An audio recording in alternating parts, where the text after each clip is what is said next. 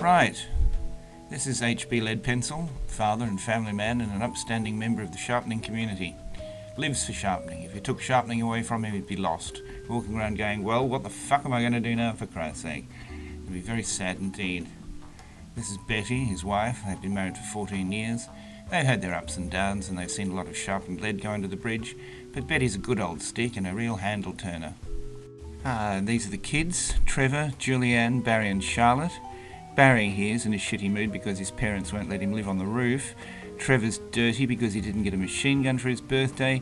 Charlotte's in trouble because she's just cut the heads off all 27 of her dolls in a reenactment of the French Revolution. And Julianne is going through a phase of sticking a pillow up her dress and going around the neighbourhood telling everyone she's pregnant. Like all kids these days, they can be a bit of a handful. Ruff the dog. Try to stick anything but a pencil up his arse and he will bite you. Nice dog otherwise. Tibbsy the cat. Want to sharpen a banana? Anything. Tibbsy's the one you want. Uncle Charles, gold-plated. He's the sharpener you want if the whole sharpening thing ever goes tits up. Remember 1986 when you couldn't get a pencil sharpened for love or money? He survived that, came out looking like $1 million. Old Grandpa, a sharpener of the old school who takes no prisoners, probably because he's too old to anymore.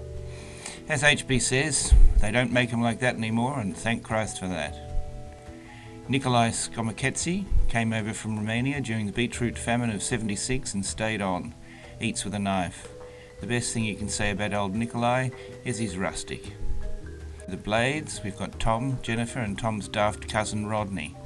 Sadly, Rodney's not the sharpest blade in the packet, and you don't want to get him started on religion.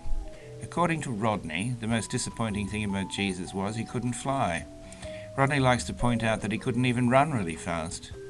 Other apparently important powers Jesus lacked were becoming invisible, X-ray vision, freezing things with his breath and going backwards in time by flying around the earth. He claims that's what's kept Christianity from being the really great religion it could have been. Now this is Sylvia from next door, slutty rich as HB calls her because she'll try it on with anyone. She hit on HB once at a New Year's Eve party. He claims he resisted her advances because, as he says, you never know what she's had up there.